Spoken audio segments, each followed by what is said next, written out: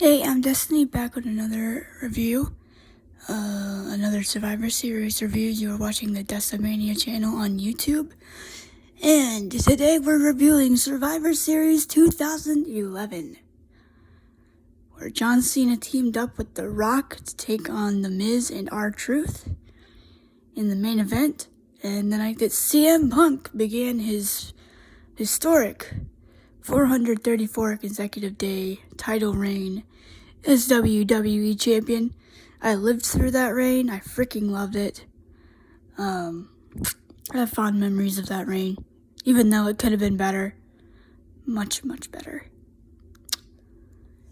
Alright, we only had about 6 matches on this, so 2 less than yesterday's, 2010. If you want to go check that out, please do, and check out all my other Survivor Series reviews. And I'll be doing predictions on Friday, the night before Survivor Series.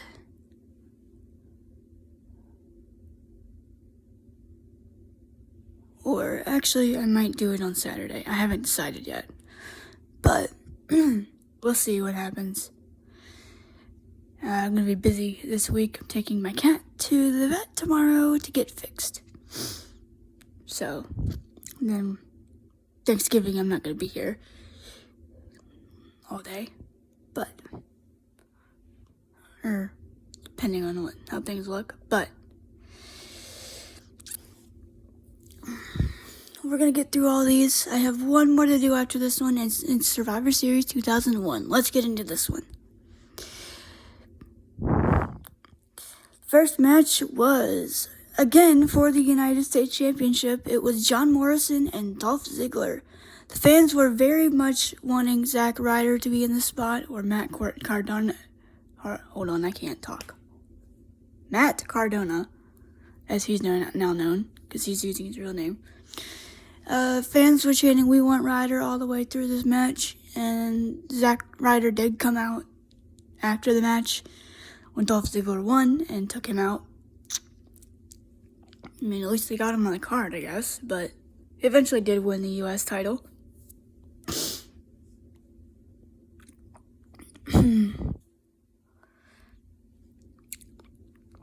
We had a lumberjill match, kind of like a lumberjack match, but with females, between Beth Phoenix and Eve Torres. Beth Phoenix got the win and retained her Divas Championship. We had a segment with The Rock cutting a promo backstage, stating his Survivor Series history and what it means to him being in Madison Square Garden. He said he hung out with Andre the Giant backstage and watched Superstar Billy Graham and all them. And he said he watched his dad defend the tag team titles in Madison Square Garden. So, The Rock likes Madison Square Garden. And we had the 5-on-5 traditional Survivor Series tag team match. It was Team Orton versus Team Barrett. This time they had teams put together, because the year before, remember, they battled each other for the WWE Championship in the main event. I believe that's,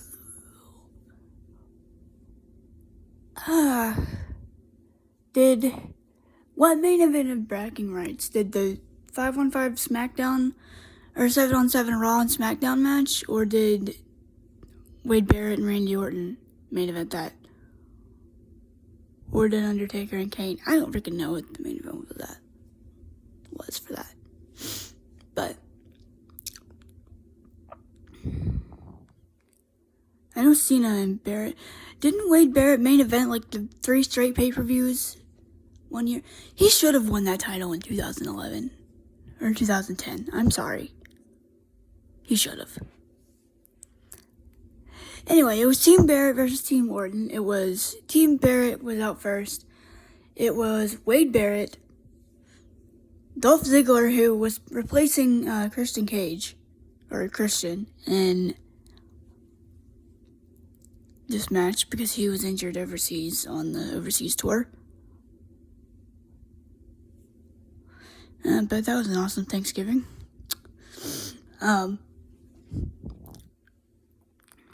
But anyway, it was Wade Barrett, Dolph Ziggler, Unico, Jack Swagger, and Cody Rhodes versus Team Orton, which consisted of Randy Orton, Mason Ryan, Kofi Kingston, Sheamus, and The Big Show.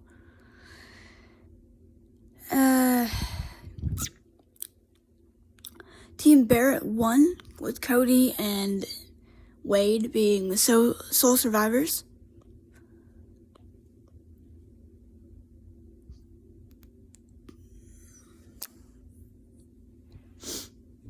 So, that match happened. Then we had a segment with Alberto Del Rio and the Bella Twins and John Laurinaitis. Oh yeah, I forgot. John Laurinaitis opened the show and welcomed everybody to Survivor Series. I did not like. And I still don't. I cannot stand John Laurinaitis. Cannot stand him. I am glad he is gone from that company.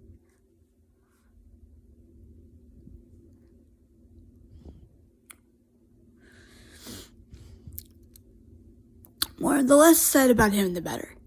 Okay.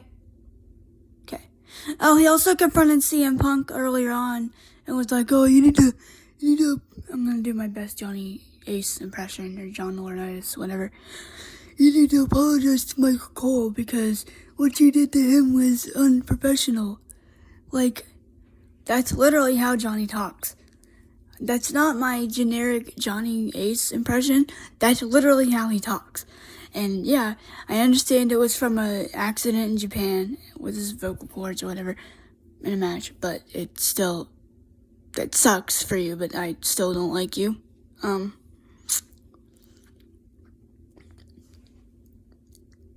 Anyway,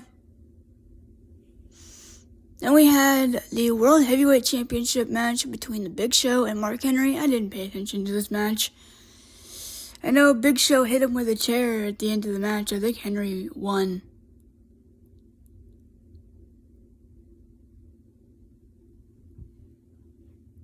So,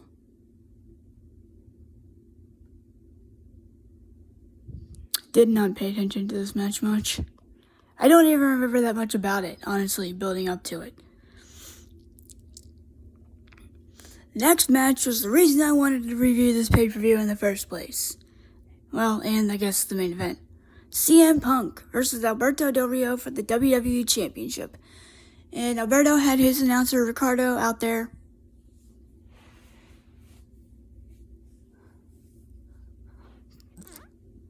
And then CM Punk brought out Howard Finkel to announce him to the ring, which was freaking great.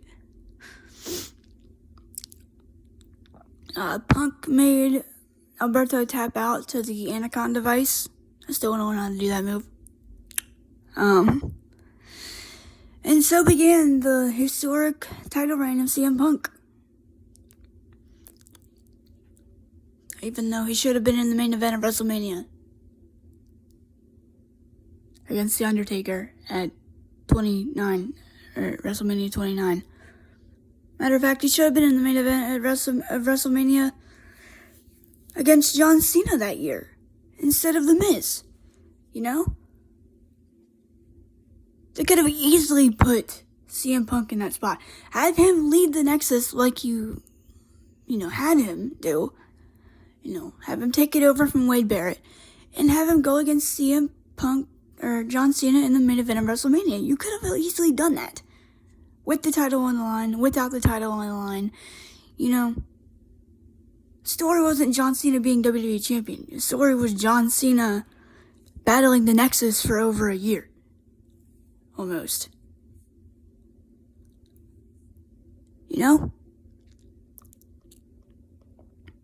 I would talk about that more in my Nexus fantasy booking video, because I think I know how I want to do that. And then the main event. The Rock and R-Truth, or Rock and John Cena versus The Miz and R-Truth. Yeah, I put them on different teams, guys, sorry.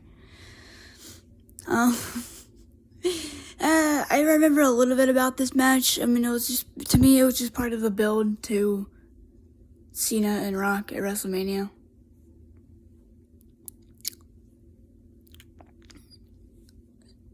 Cena and Rock won, but then of course Cena got rock bottomed by The Rock after he called him back into the ring. He called him back into the ring after the end of the match, The Rock did, and Rock hit him with a rock bottom. Nope, he didn't want to share a bowl of Fruity Pebbles. He didn't want a handshake. He wanted a rock bottom. So, that's what he did to John Cena. And Survivor Series 2011 was okay. I mean, there was stuff on the show I enjoyed. I enjoyed the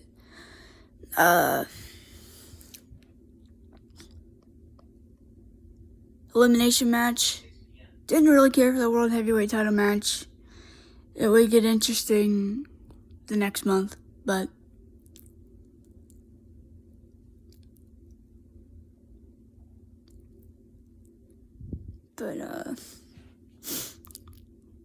no, Survivor Series 2011 was okay. It was fine. But Survivor Series 2001, we'll talk about that. I have a lot to say about that one. But I'll see you guys later. If you wouldn't mind, please hit that subscribe button, hit that notification bell, hit the like button. Give that like button a rock bottom. Get the subscribe button. Hit the subscribe button with a rock bottom. Hit the notification bell with a freaking people's elbow or something. So, have fun. Hope you guys have a good Thanksgiving this Thursday, and hope you guys have a good day today. So, I'll see y'all later. Peace.